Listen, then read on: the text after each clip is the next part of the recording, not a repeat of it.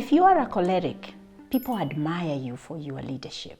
However, in relationships, you may be experienced as dominant, uncaring, and also insensitive. I am going to be talking to you, and if you are married to a choleric, this is for you to understand what it is that you can do to build stronger, meaningful, and mutually satisfying relationship. Number one, learn to listen. So before you come in with your rebuttal, please listen and allow yourself to guide the conversation, because you are a leader. Ask yourself, what's the goal of this conversation? Is the goal for us to get to a collaboration, or is the goal for me to have the last word? So allow yourself to listen more and try to talk less, which is a tall order for a choleric, because cholerics, they like to tell people what to do. They like to tell what they know. Be aware of yourself and then regulate how you talk, regulate how you listen. Instead of listening to rebuttal, listen to understand. Practice active listening without planning your comeback. Now, what is active listening? Active listening is where I am curious and interested in your backstory. What is a backstory? There is what we say, and there is how we got to what we say. That's the backstory. So asking clarifying question like, I'm interested to know, how did you come with this conclusion? The other thing that you want to do is to value feelings. Understand that relationships are engulfed in feelings. We started with feelings anyway. I feel I love you. I feel all these positive emotions towards you. And so I chose you. As you grow the relationship, you get to the conflict stage of a relationship, which is where we start to show up in our opinions. Those opinions don't mean that you are wrong and they are right, or you are right and they are wrong. No, they are different opinions and different views because you are different people. And allow yourself to value those feelings. When your partner says, I feel this and that, validate the feeling. I can see how you would feel that, and you need to learn how to say, and I am sorry that I used a harsh tone, because normally we know that the choleric can be harsh in the way, especially when they are passionate about something, in the way they talk. So what you want to do is to allow yourself to reduce the reaction of anger, to reduce the reaction of attack and defend, and allow yourself to settle in and say to yourself, this is my partner. They are sharing an opinion. They are not telling me that I am wrong.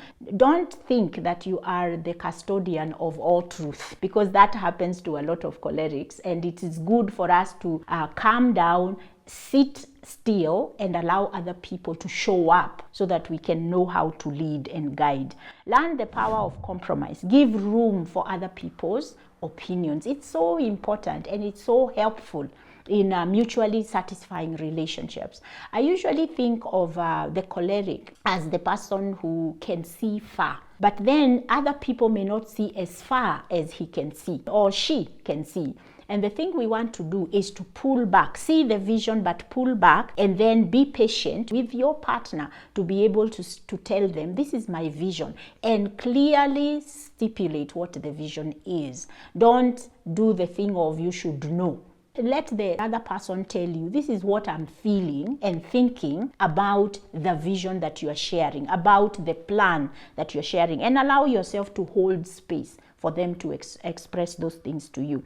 Vulnerability to a choleric equals weakness, but that is far from the truth. Vulnerability means that you will be better understood, because the choleric also tends to feel like people are not getting them. People are consistently fighting against them. Allow yourself to be vulnerable. Allow yourself to let your partner know, when you do XYZ, I really do feel hurt. Because the choleric tends to think, if I am vulnerable, then I am weak. And that is far from the truth. Every relationship that is going to be strong, that is going to be healthy, must make room for vulnerability. Be honest. Vulnerability is honesty about your inner experience. And there is no way we are going to have mutually satisfying relationships if we are not allowing ourselves to let our partner know what is going on within ourselves. And usually the choleric doesn't believe he has fear. The fight-flight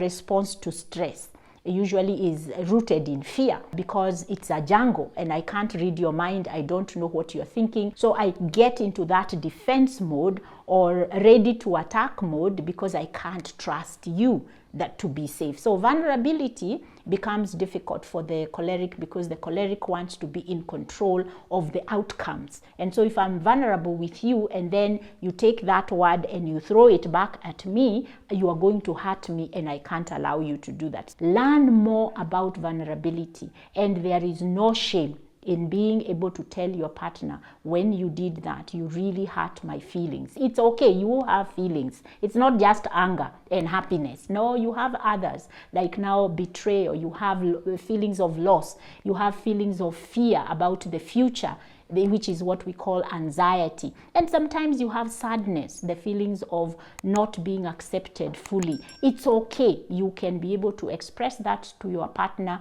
and your partner can hold space for you. You don't have to give up your strength to have a great relationship. What you need to is to manage that strength as you consider what other people in your relationships are feeling and thinking and how they are wired. The real power is when your strength is combined with gentleness. And so allow yourself to develop that growth mindset where you see opportunity and you do not always see that somebody is trying to get over you. Reach out to me. Put in the comment section any question you have, the struggle you have as a choleric, or if you are married to one, because I'm all about how our mental health and temperaments are part of our mental health impact the health of our relationships.